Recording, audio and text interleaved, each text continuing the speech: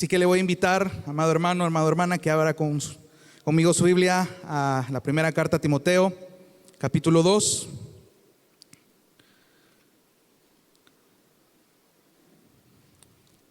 Primera Timoteo, capítulo 2, vamos a leer desde el versículo 9 hasta el versículo 15. Hay mucho de qué hablar en este pasaje y en pro del tiempo vamos a avanzar lo más que podamos. Lo estoy leyendo en la Nueva Biblia de las Américas, por si a usted le aparece distinto. Dice su palabra en el versículo 9: Asimismo, que las mujeres se vistan con ropa decorosa, con pudor y modestia, no con peinado ostentoso, no con oro o perlas o vestidos costosos, sino con buenas obras, como corresponde a las mujeres que profesan la piedad. Que la mujer aprenda calladamente con toda obediencia. Yo no permito que la mujer enseñe ni que ejerza autoridad sobre el hombre, sino que permanezca callada, porque Adán fue creado primero, después Eva, y Adán no fue el engañado, sino que la mujer, siendo engañada completamente, cayó en transgresión, pero se salvará engendrando hijos si permanece en fe, amor y santidad con modestia. Vamos a orar en esta noche. Padre Celestial, quiero darte gracias, Señor, por el privilegio que tenemos de poder estudiar tu palabra. Gracias, Señor, porque has reunido a mis hermanos. Tú has permitido que, a pesar de que ha sido un día pesado para muchos, te agradezco, Señor, porque tu gracia y tu bondad nos ha sostenido hasta este lugar. Te pedimos que nos hagas estar atentos a tu palabra, que tu Espíritu Santo sea quien tome el control de todo lo que aquí se va a hablar, Señor. Ayúdanos, guíanos, repréndenos, consuélanos, Señor, y confronta aquellas cosas que sabes que hay que mejorar en nuestras vidas. Gracias por mis hermanos, gracias por quienes van a ver este video en su futuro, Señor, y te agradezco porque nada está fuera de tu control. En el nombre de Jesús, a ti sea la gloria. Amén y amén. Pueden tomar asiento, hermanos. Este pasaje que acabamos de leer ha sido un motivo de debate increíble entre muchas personas.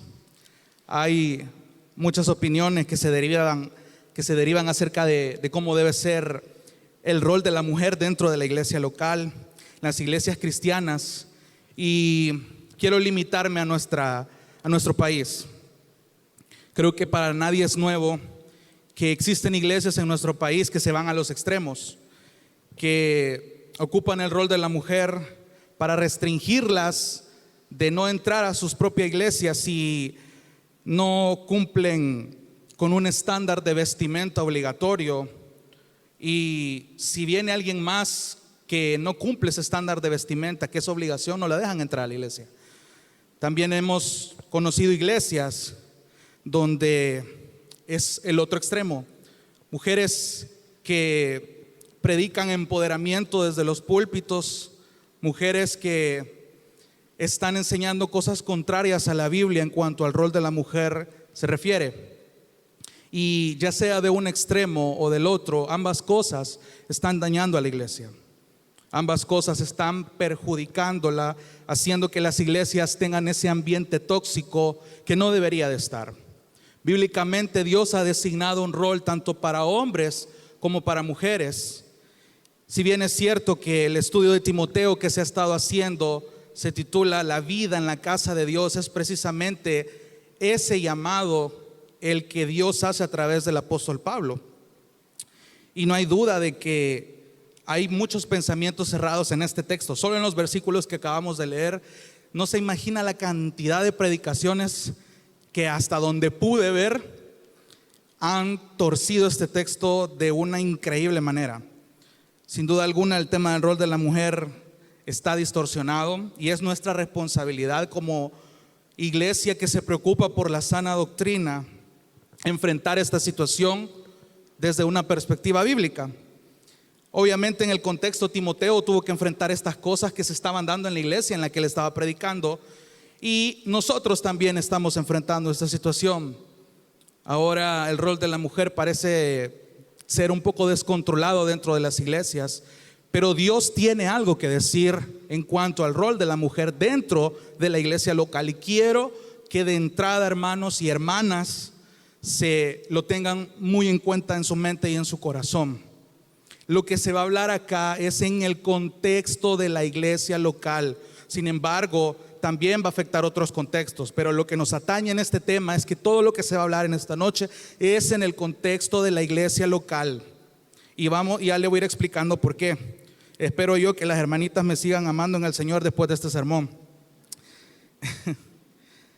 Así que quiero que se dé cuenta, mis hermanos, que en el pasaje que acabamos de leer, note cómo Dios está dando instrucciones a la mujer de cómo debe ser su comportamiento en la iglesia local para que su diseño sea preservado. Y quiero que lo estudiemos a la luz de 3 aspectos que quiero que se aprenda o que tenga en mente por si los está notando. Número 1, son 3 aspectos que nos hablan de este comportamiento, de esta actitud de las mujeres. Número 1, la mujer creyente tiene motivaciones correctas. La mujer creyente tiene motivaciones correctas. Número 2, la mujer creyente reconoce el diseño dado por Dios. Y número 3, la mujer creyente anhela dar frutos como resultado de su salvación. Pero quiero que entremos en el contexto de eso rapidito. El jueves pasado estaba escuchando predicar a Carlos acerca de cómo en la porción anterior se hace un llamado a la oración. Pablo está exhortando a Timoteo a que los hombres, si usted lo puede ver un versículo antes, en el versículo 8 dice: por tanto quiero que en todo lugar los hombres, y esto es intencional, los hombres oren levantando manos santas sin ira ni discusiones. Y esto es importante partir desde este punto. ¿Por qué? Porque el punto de las instrucciones que le va a dar a las mujeres aquí inicia con este versículo: por tanto quiero, anhelo, deseo. Ese es el deseo de Pablo. Quiero que en todo lugar los hombres oren levantando manos santas, sin ira, sin discusiones. Y un principio para entender la Biblia es que en muchas de las epístolas, si Pablo está atacando o señalando algo que estaba pasando en la iglesia, era precisamente por eso, porque era muy probable que estaba sucediendo. Era muy probable que los hombres estaban orando con una actitud incorrecta, teniendo ira en su corazón, teniendo contienda en su corazón. Carlos mencionaba que gracias al sacrificio de Cristo, hoy los hombres que en el diseño de Dios somos las cabezas de hogar, somos los que guiamos a la iglesia en oración, podemos presentarnos con manos santas, reconociendo que hay pecados que corregir en nosotros, pero en Cristo nos otorga esas manos santas con las que nos podemos presentar delante de Dios. Entonces, teniendo claro eso, la primera palabrita del versículo 9 que usted observa ahí es una continuación de ese anhelo. Asimismo, eso inicia diciendo: por tanto, quiero que los hombres hagan esto. Versículo 9, asimismo, puede añadirle también quiero que las mujeres se vistan con ropa decorosa, con pudor y con modestia. Vamos a quedarnos hasta ahí. Ahora bien, para entender este texto hay que entender lo más básico: la cultura, el contexto que se estaba dando acá. Usted tiene que entender que en la iglesia de Éfeso, que era donde estaba Timoteo, asignado por Pablo, en las ciudades griegas, no solamente en Éfeso, la mujer no tenía mucho protagonismo. La mujer era alguien que no era vista en alta estima, era vista de menos. Y no es de extrañarse que aún en la cultura judía la mujer era vista más como una posesión que como una persona en sí. Entonces, recordemos que en Éfeso abundaba la idolatría hacia esta diosa Artemisa o Diana, como la llaman en Hechos. Entonces era costumbre que las mujeres que se hacían notar, entre comillas, eran las sacerdotisas que servían en el templo de esta diosa, que como parte de un ritual sagrado, estas mujeres se prostituían Y eso era la popularidad de las mujeres en Éfeso. Era una popularidad que realmente no era anhelada por muchas mujeres, que digamos. Y esto, repito, no solo se daba en Éfeso, era toda la cultura griega, donde incluso las mujeres de alta clase social solían vestirse de una manera bien extravagante. Si ustedes se ponen a buscar en internet mujeres, retratos de mujeres del primer siglo, van a encontrar unas maneras de vestir y de peinarse bien extravagantes, que ahora que nosotros lo vemos en nuestro lado de la historia, para nosotros es como ridículo. Pero en ese entonces significaba que yo, con mi manera de vestir, estaba comunicando mi postura social, mi clase social. Entonces, las mujeres en ese contexto usaban exagerada cantidad de joyas, de aritos, de anillos, de peinados, como evidencia de que quien portaba estas cosas tenía esa alta posición en la sociedad. Solo para que se haga una idea, usaban joyas que no eran nada baratas. La tendencia en ese entonces, en el contexto de Éfeso, eran hacerse unas trenzas amarradas hacia arriba que las sostenían con unos peines de bronce o de oro, que la idea era que resplandecieran, que brillaran. Y si no habían esos peines, se sostenían con unos alfileres de marfil o de bronce, que también llamaban la atención. La idea era que la cabecita de estos alfileres estaba con una figura en miniatura, ya sea una bestia, un animal, la mano de una persona o la misma diosa Artemisa. Y la idea de esto era llamar la atención de la gente. O sea, mientras más variado y más caro, mejor era presumir esta forma de vestir. Con frecuencia, hacerse un peinado de esa manera costaba bastante, costaba una fortuna, porque era algo lujoso que de nuevo hacía notar a las mujeres. Entonces, esta tendencia, esta moda, por así decirlo, comenzó a hacerse presente dentro de la iglesia. Y aquí quiero que prestemos atención al primer principio que yo puedo ver acá. No porque algo esté de moda significa que sea correcto. Y esa es una de las cosas que yo, como alabancer, me costó entender. Porque constantemente la música, lo pongo como ejemplo, la música se adapta a la cultura, se adapta a los ritmos de moda, y lastimosamente la iglesia está adaptando esos ritmos conforme a la cultura. Si usted escucha la música cristiana de antes, no es la misma que se canta ahora, ni la que se va a cantar en 10 años, eso téngalo por seguro. Pero no porque algo esté de moda quiere decir que es correcto. Y eso aplica para muchas cosas, más aún si esas cosas queremos aplicarlas dentro de la iglesia. Ahora bien, cuando esta moda empezó a adentrarse dentro de las mujeres creyentes de la iglesia de Éfeso, donde estaba Timoteo, comenzó el problema. ¿Por qué?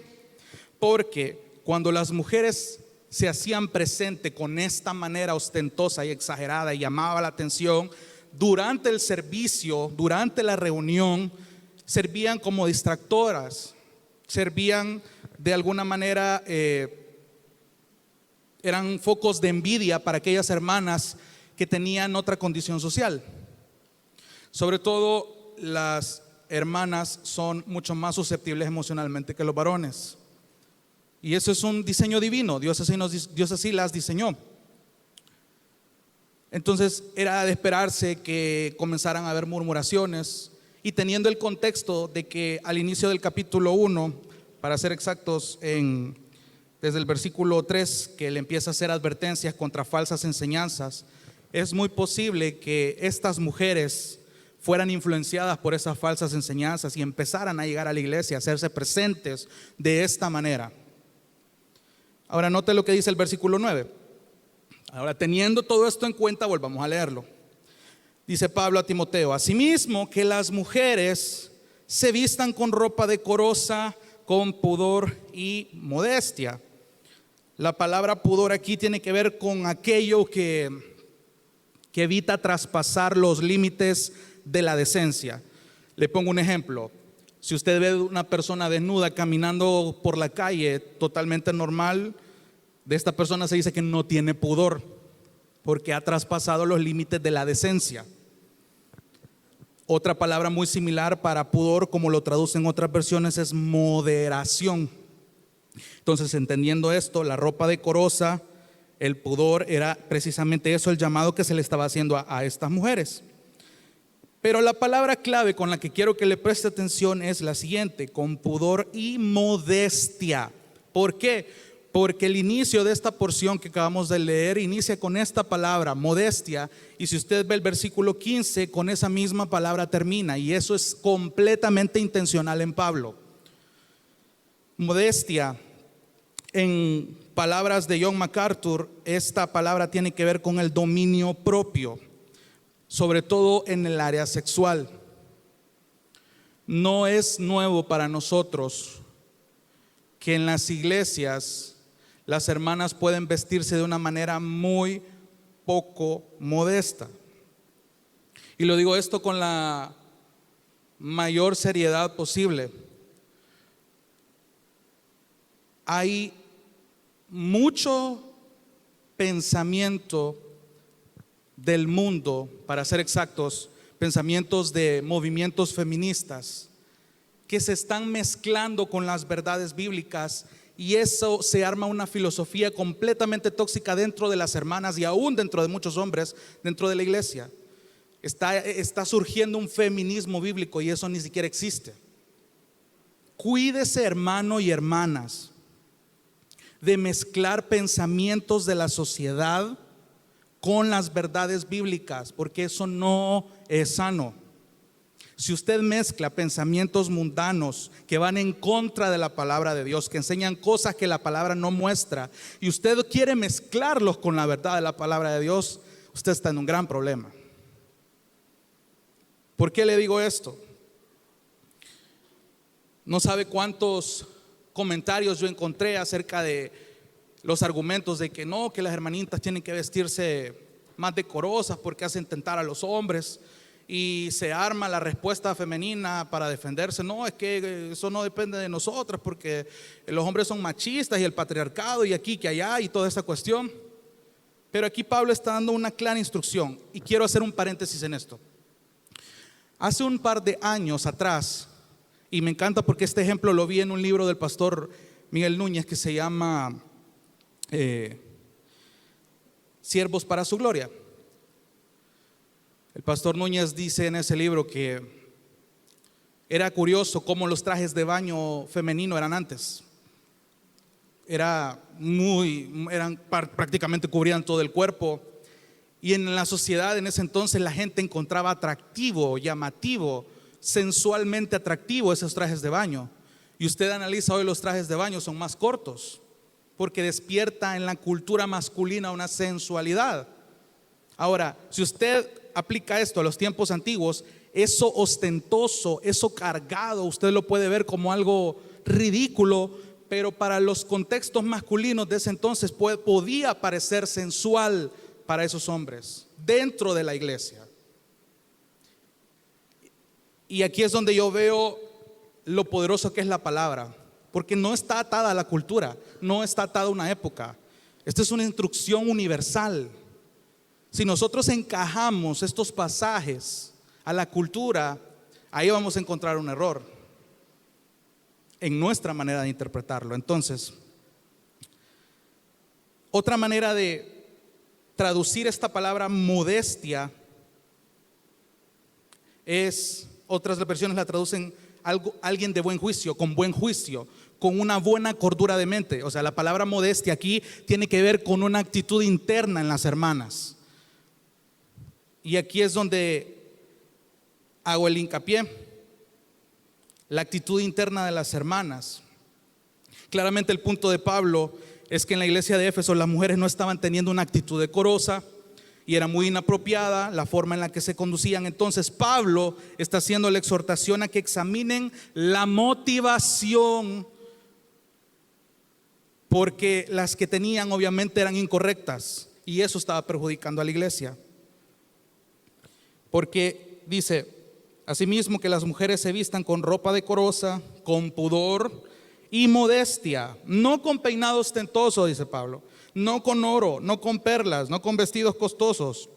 Versículo 10, sino con buenas obras. Aquí en el versículo 10 quiero que se dé cuenta de lo que Pablo quiere apuntar. Básicamente está diciendo, no se vistan de esta forma, sino de esta. Pero cuando usted mira la palabra buenas obras, ¿a qué se está refiriendo? O sea, obviamente aquí está hablando metafóricamente hablando, porque literalmente uno no se puede vestir de buenas obras. Si usted lo toma literal, no tiene sentido. No existe una marca de ropa que se llame buenas obras con la que usted pueda vestirse. Aquí lo que está diciendo, y está siendo muy sabio aquí Pablo en decir que está dirigiendo a las hermanas a que su motivación debe estar enfocada en una actitud correcta en su interior, una actitud que el Espíritu Santo produce en la vida del creyente. Las buenas obras me hablan de todo aquello que mi vida evidencia de que yo he nacido de nuevo. Quiero que vaya conmigo a Tito capítulo 2 versículo 11, para que me entienda un poquito mejor cuando me refiero a las buenas obras. Un poquito más adelante de Timoteo, Tito capítulo 2 versículo 11.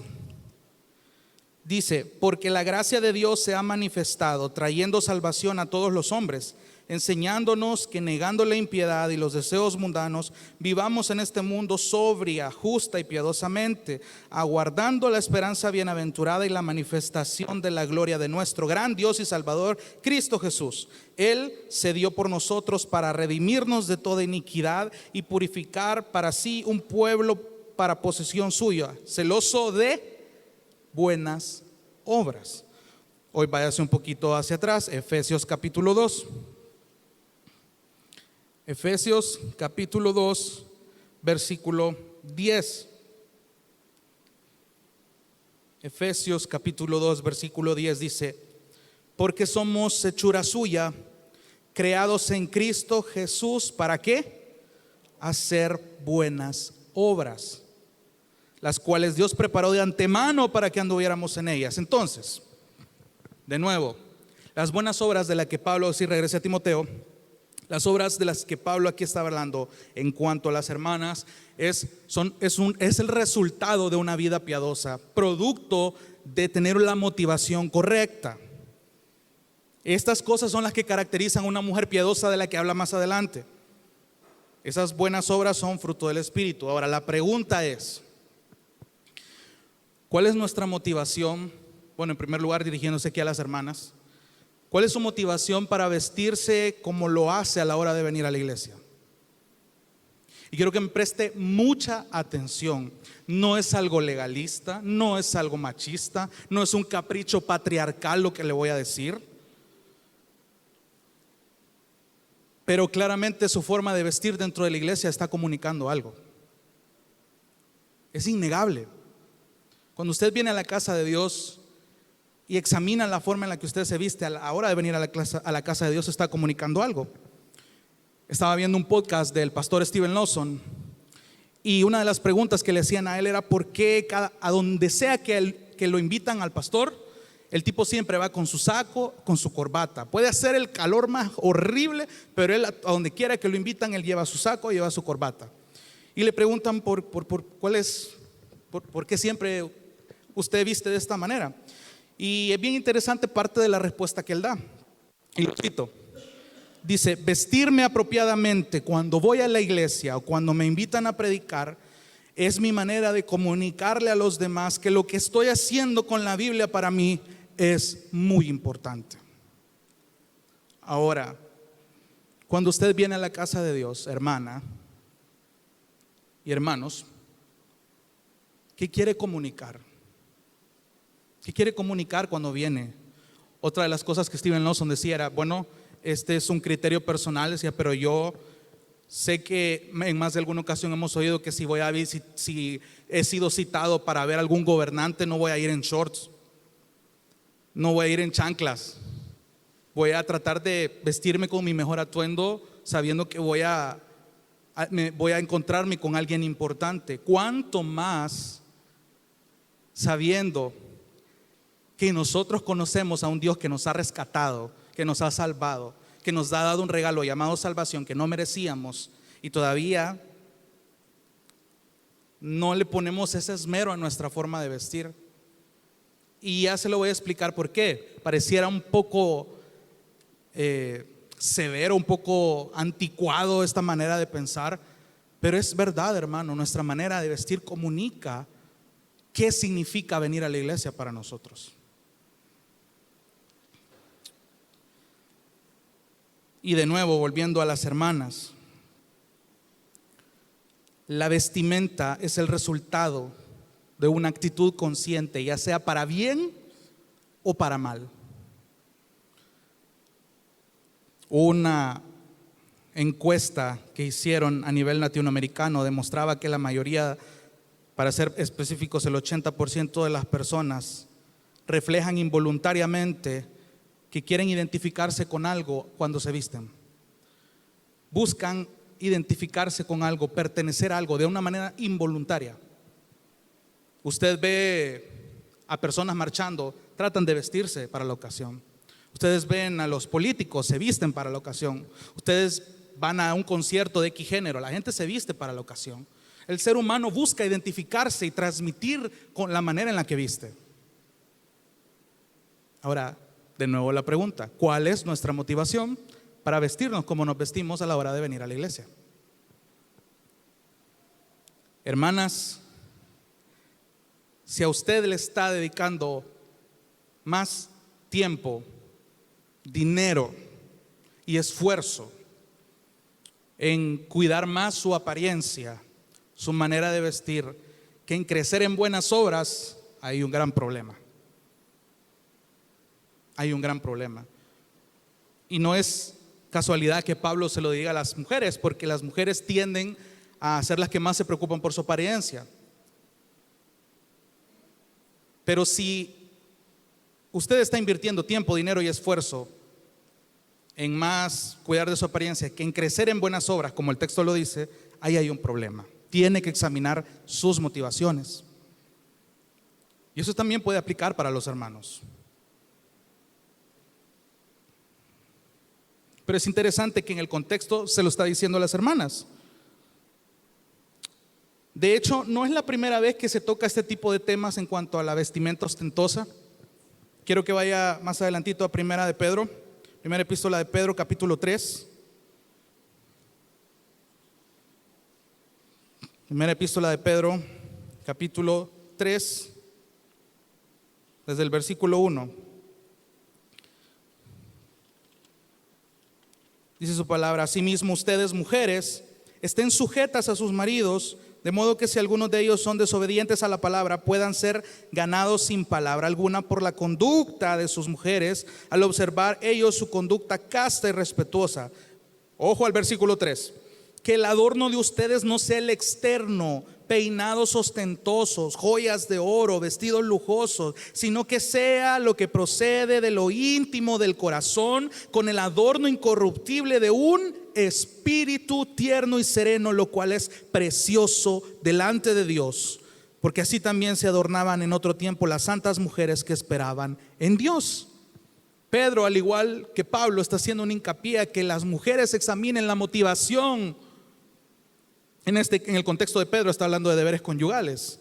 En el contexto de Pablo está hablando del rol de la mujer dentro de la iglesia. Pero el punto que los une en común es precisamente que era común en ese contexto que los ostentosos abundaran en las mujeres. Le está diciendo: no tengan su motivación en eso. Preocúpense mejor en crecer en piedad, en buenas obras, en aquello en lo que realmente debe caracterizarlas. Ahora vuelva a Timoteo. ¿Qué es lo que no está enseñando este pasaje? Présteme atención. El pasaje que acabamos de leer no está enseñando, para ser específico, versículos 9 y 10.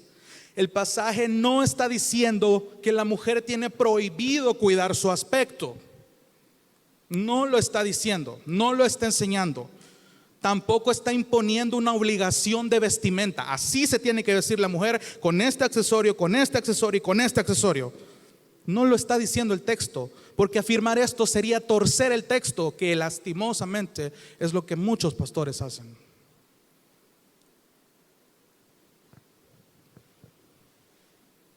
Tenemos que ser muy cuidadosos con esto. Hermanas que ya son mayores, hermanas adultas, hermanas jóvenes, casadas y solteras, para ustedes aplica esto. Y ya se los voy a explicar más adelante por qué. Tal como lo hemos dicho, este primer punto quiere enfatizar que la mujer creyente tiene las motivaciones correctas. Segundo punto, la mujer creyente reconoce su diseño dado por Dios. Volvamos al versículo 10. Sino con buenas obras, como corresponde a las mujeres que profesan la piedad. Básicamente está diciendo, hermanas, que su motivación no sea andar con ese montón de joyas, con esa vestimenta exagerada, porque eso no es lo que las caracteriza como mujeres piadosas.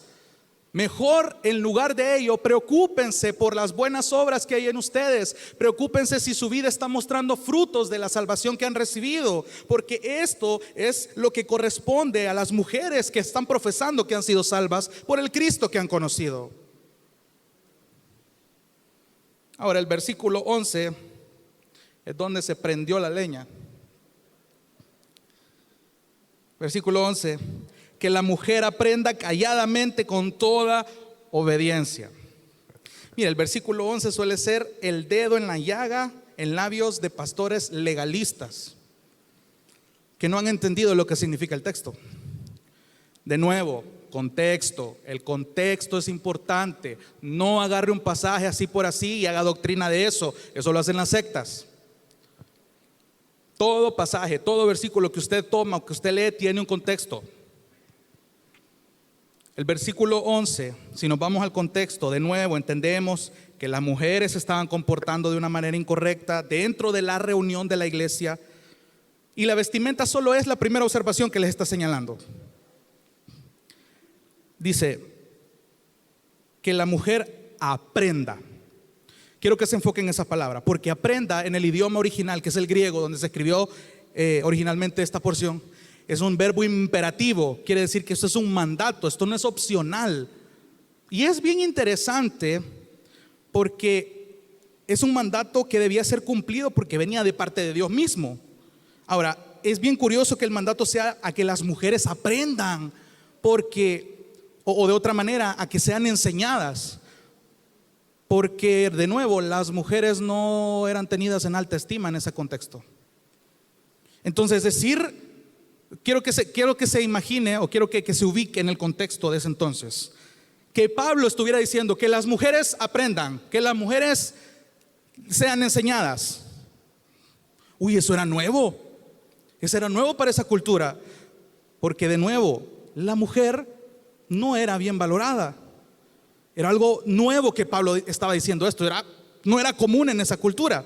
Ahora, que la mujer aprenda calladamente. De hecho, en la Reina Valera, esta palabra la traduce como en silencio, que la mujer aprenda en silencio. Aquí en la Biblia de las Américas dice calladamente. O sea, la palabra en el idioma griego transmite la idea de calma. No es que la mujer va a tener un zipper en la boca o va a tener la boca cosida mientras es enseñada. No está hablando de eso el texto. Tiene más el sentido de los comentaristas dicen que hay dos connotaciones acá respecto a calladamente. La primera tiene que ver con abstenerse de predicar dentro de la iglesia.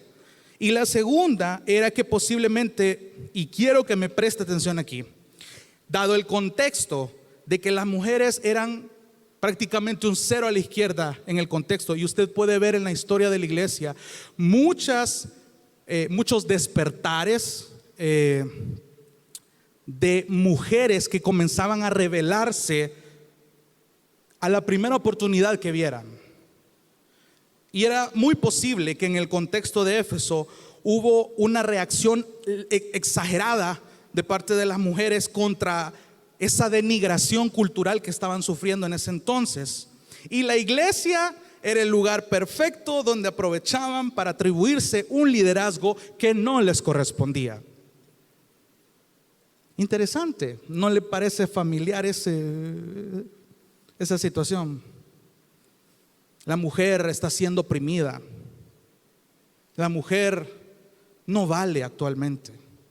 Es hora de que las mujeres se levanten, que se rebelen, que alcen la voz.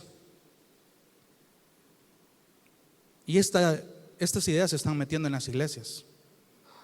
He escuchado argumentos de como no hay hombres que se preparen, Dios está levantando a las mujeres. Cuidado con esas afirmaciones, porque todo tiene un orden, todo tiene un diseño. No es algo misógino lo que le estoy diciendo. Todo lo que le estoy diciendo de verdad es en amor. Eso de entrada, asimílelo. Es interesante cómo la historia se repite. Que la mujer aprenda calladamente con toda obediencia, dice la Biblia de las Américas, pero duele más en la versión de la Reina Valera, porque dice con toda sujeción, y esa palabra a la mayoría de hermanas no le gusta. La palabra sujeción comunica la idea de alinearse bajo una autoridad. Présteme atención en esta parte. Tenga presente que cuando la Biblia habla de una sujeción o un sometimiento, acuérdese de que Dios en su maravilloso diseño estableció un liderazgo masculino. No es un capricho machista, es un diseño divino. De hecho, recuerdo una de las predicaciones del pastor Jaime. Sí existe un patriarcado en la Biblia, pero es un patriarcado establecido por Dios. Es un patriarcado en el buen sentido bíblico de la palabra, no como lo han corrompido en la actualidad. Toda la Biblia enseña a través de muchas enseñanzas que el hombre tiene un rol de liderazgo diseñado por Dios. Y en el caso de la iglesia no es la excepción. Cuando la iglesia tiene una pluralidad de líderes, los líderes deben ser masculinos. Eso es un diseño divino y es precioso, porque si Dios lo diseñó así, es bueno, es justo y es perfecto. De nuevo, esto no es algo misógino. Dios no es machista o es un mero capricho patriarcal. Es un diseño divino. Entonces, ir en contra de este diseño es ir en contra de Dios mismo. De hecho, Jesús mismo escogió hombres para que fueran sus apóstoles, basado en el mismo diseño divino. Y los apóstoles, siguiendo el ejemplo de Cristo, escogieron también hombres a quien delegarles la tarea de atender a las viudas en Hechos capítulo 6, si no me equivoco. Pedro, en el pasaje que leímos hace poquito, otorgó estas instrucciones basado en un diseño divino que Dios dejó. Entonces, por diseño divino, ese lugar de estar en un púlpito enseñando en una congregación general, en una reunión, no podía ser ocupado por las mujeres. Y en el contexto esto se estaba dando. Esa reacción de las mujeres que querían enseñar, tenían ese anhelo, producto de las falsas doctrinas que se estaban predicando. Las mujeres tenían ese anhelo: yo quiero enseñar, yo quiero enseñar, yo quiero enseñar, yo quiero enseñar, yo quiero enseñar. Ahora, ¿cuál es la motivación? Esa es una de las preguntas que usualmente la gente no hace. No, está bien que enseñe el hermano, ¿con qué motivo lo quiere enseñar? Y aquí hay otro principio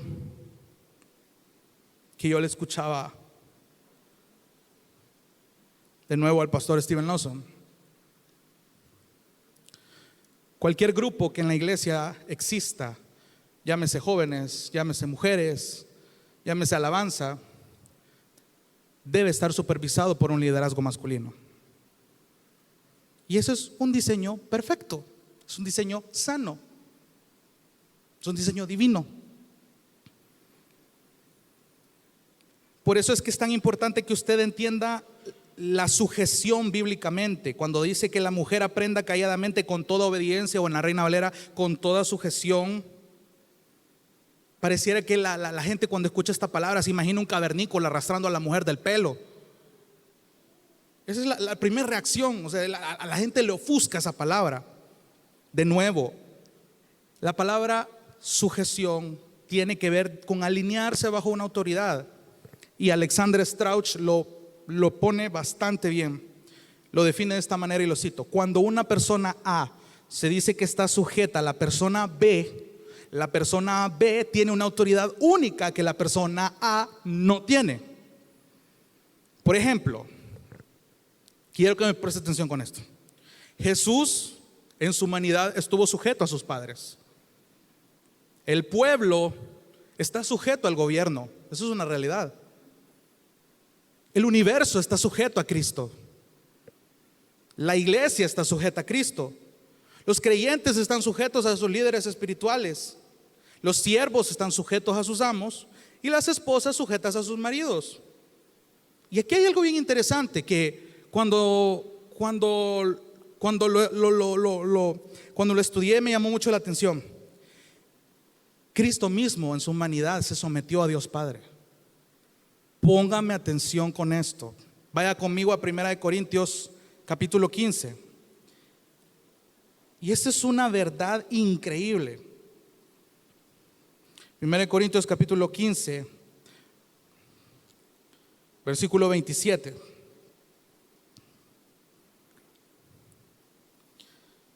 1 Corintios 15, 27 dice: porque Dios ha puesto todo en sujeción bajo sus pies.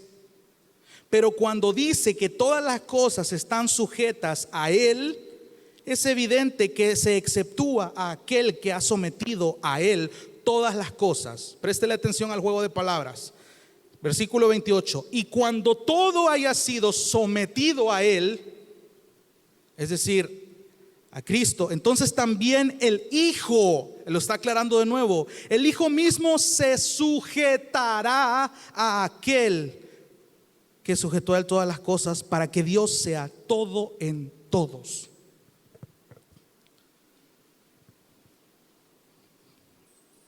Esta es una verdad tremenda.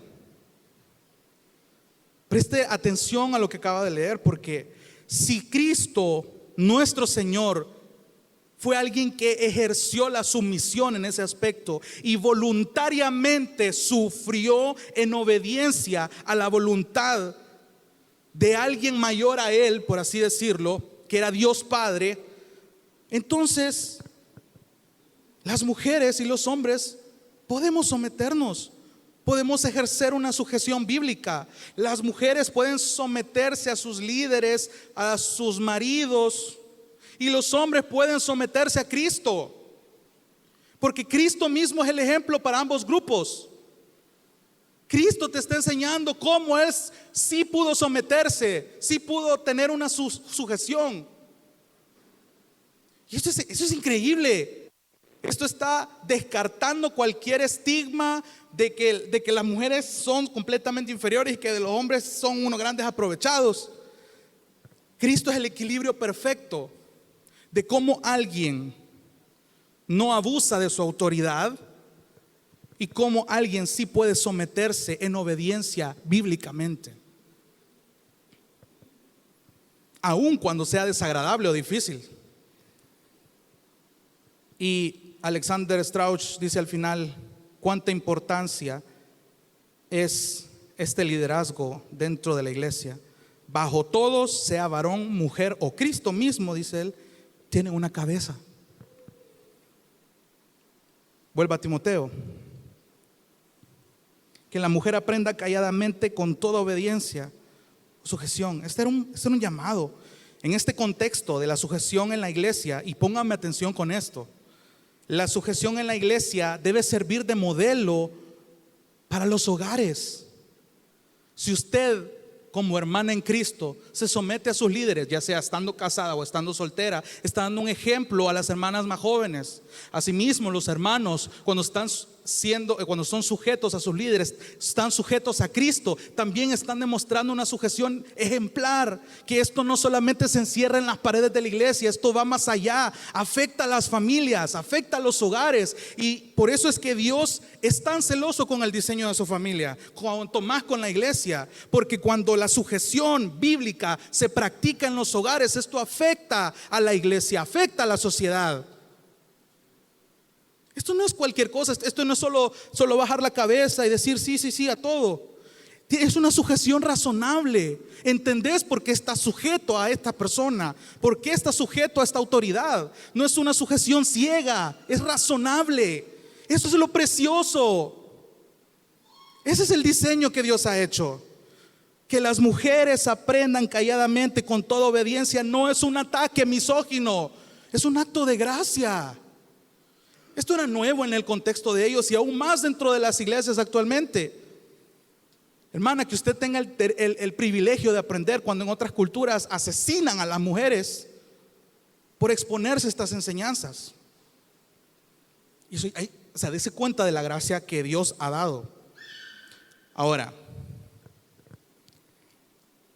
teniendo en cuenta de que Dios estableció un liderazgo masculino, eso no disminuye en manera alguna la importancia y la necesidad de una participación femenina en el hogar y en la iglesia. Aquí de nuevo, no se está enseñando que la mujer no puede tener una participación en su hogar. Las mujeres enseñan a sus hijos. El mismo Timoteo fue enseñado por su abuela y su mamá. Si los pastores legalistas agarran esto, están contradiciendo lo que está unos capítulos atrás. La mujer sí tiene una parte para enseñar y es vital, es importante. Pero de nuevo, el contexto de Timoteo es que la mujer quería venir a pararse aquí y decir: yo quiero enseñar. Por eso estaba diciendo así Pablo, que la mujer aprenda calladamente con toda obediencia. Versículo 12: yo no permito que la mujer enseñe ni que ejerza autoridad sobre el hombre, sino que permanezca callada. Como que vuelve a enfatizarlo, como que vuelve a echarle limón a la herida. Ahora, hay que tener en cuenta más verdades en este aspecto. Las mujeres cristianas en el primer siglo cumplían una función indispensable en la obra del Señor. Muchos pasajes dan evidencia de mujeres que trabajaron diligentemente para el Señor. De hecho, algunos de los colaboradores de Pablo fueron mujeres. O sea, y entender esto cobra más sentido sabiendo que habían falsos maestros diciéndole: no, vos podés enseñar, vos podés hacer esto, deberías de hacer esto, que no sé qué. Como usualmente está pasando hoy. La mujer tiene un concepto errado de su rol en la iglesia.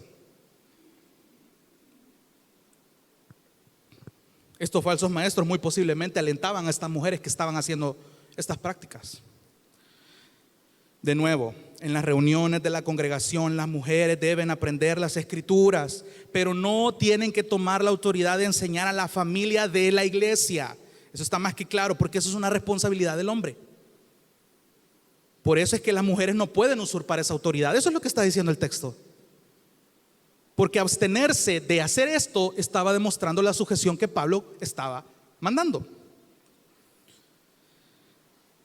Ahora, este versículo 12 sigue explicando la razón. De hecho, en la Reina Valera aparece un por qué que en la Biblia de las Américas no está. Ese por qué es importante. ¿Por qué? Porque está explicando, o sea, no ha perdido el hilo de lo que viene diciendo.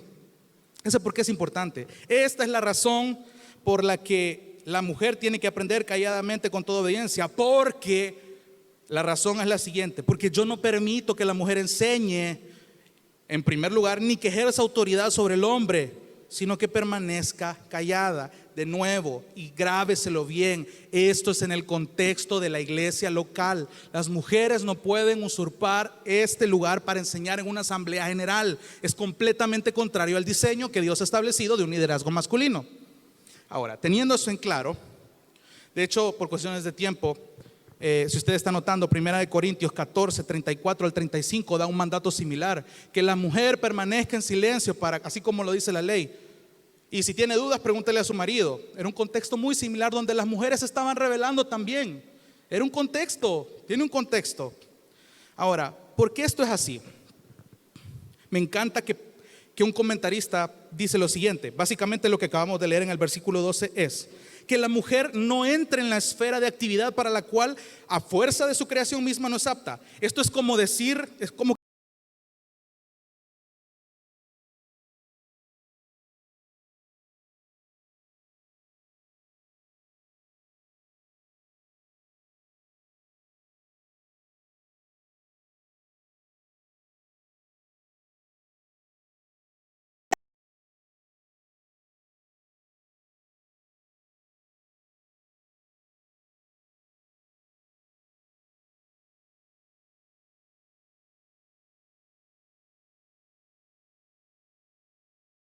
diseño divino.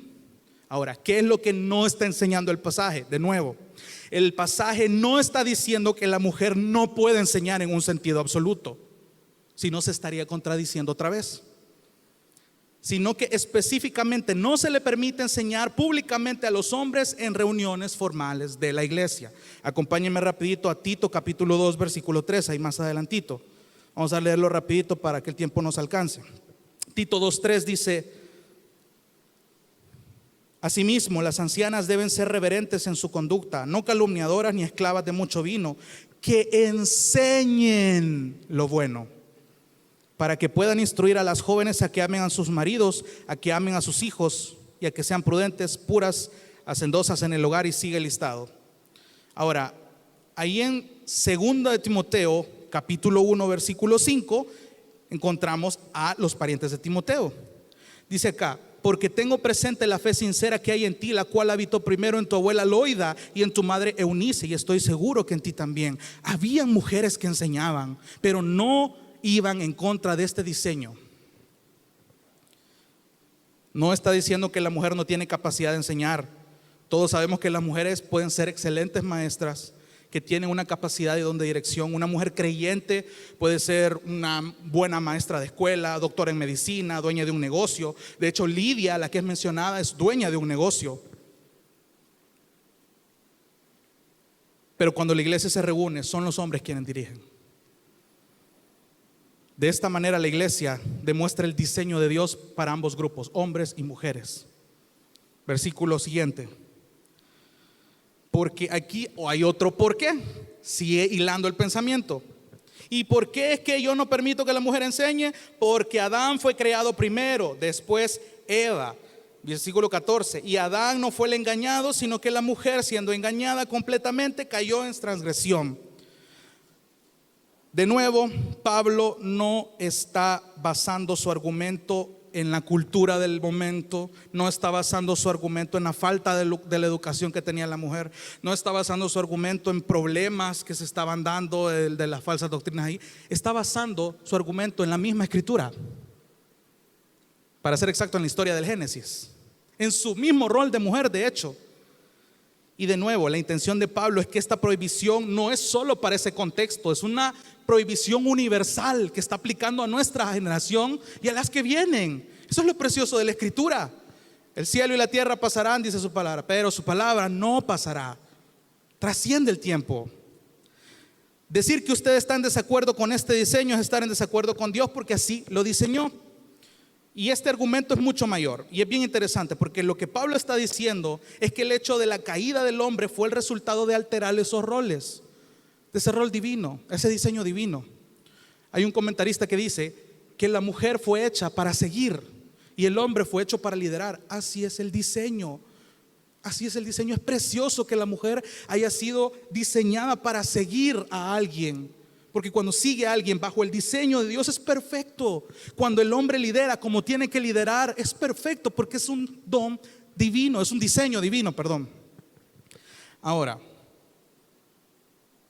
cuando ese diseño es alterado, ahí hay un problema. Y es lo que vimos en los efectos de la caída que usted ya conoce. A la mujer Dios le dijo: vas a tener dolores en el parto, vas a tener estas consecuencias. Tu deseo será sobre tu marido, pero tu marido se va a enseñorear de ti. Y es bien interesante porque producto de la caída, las mujeres tienen ese deseo pecaminoso nato, por así decirlo, producto de la caída, de rebelarse contra el hombre. Y es producto de eso, son consecuencias de la caída. Y el hombre siempre tiende a tratar de menguar en su liderazgo. Cuando esto se tambalea, cuando esto no se sigue como Dios lo planteó, lo diseñó, podemos ver la sociedad como está ahora. Una sociedad completamente corrupta, lejos de los diseños divinos. Y aquí está la transgresión al final del capítulo 14. Caer en transgresión, caer en pecado, caer en una condición que afecta hasta el día de hoy a la humanidad. Ese es el resultado. Como tercer y último punto, la mujer creyente anhela dar frutos como resultado de su salvación. Présteme atención en el último versículo. Es un versículo que ha sido completamente sacado de contexto. Es el que más debates ha generado. Hay muchas interpretaciones divididas. No voy a entrar en detalles por razón de tiempo, pero hay muchas interpretaciones acerca de este versículo 15 que fuerzan el texto y como que no encaja mucho. Pero la postura más defendida es la siguiente. Es bien interesante porque dice en el 15: pero se salvará engendrando hijos. ¿Se salvará quién? La mujer, representada en este aspecto por Eva. Pero se salvará engendrando hijos si permanece en fe, amor y santidad con modestia. En el idioma griego, pero se salvará, entre la palabra salvará y entre la palabra engendrando, en el idioma griego hay una palabrita, y lo voy a mencionar por producto de esta enseñanza. La palabra en griego es día. Día en el español se traduce por medio de. Entonces diría, pero se salvará por medio de engendrando hijos. Pareciera no tener sentido. Probablemente los traductores opinaron que el mayor sentido era así como usted lo ve en la traducción. Póngame atención con esto. Aquí en nuestra traducción la palabra engendrando pareciera ser un verbo. Engendrando, y obviamente se añade hijos para afianzar el sentido. Pero en el idioma griego la palabra aquí no es un verbo. La palabra aquí es un sustantivo. Un sustantivo que se pronuncia tecnogonías. Tecnogonías significa engendramiento. Y si añadimos la palabra día, básicamente está diciendo, pero se salvará por medio del engendramiento. Y es interesante, póngame atención, porque aquí básicamente está afirmando que aquí está hablando del nacimiento del Mesías. Ahí hay un evangelio. Ahí está el evangelio. Está diciendo, mujeres, producto de que que Eva fue engañada y Adán obedeció a la mujer, hubo una corrupción de roles, quedaron en una condición de pecado. ¿Cómo se va a salvar de esta condición de pecado? No tiene sentido afirmar que las mujeres se les va a otorgar la salvación si tienen hijos, porque si no fuera por obras la salvación. Y eso contradice toda la teología que Pablo ha predicado y los otros apóstoles.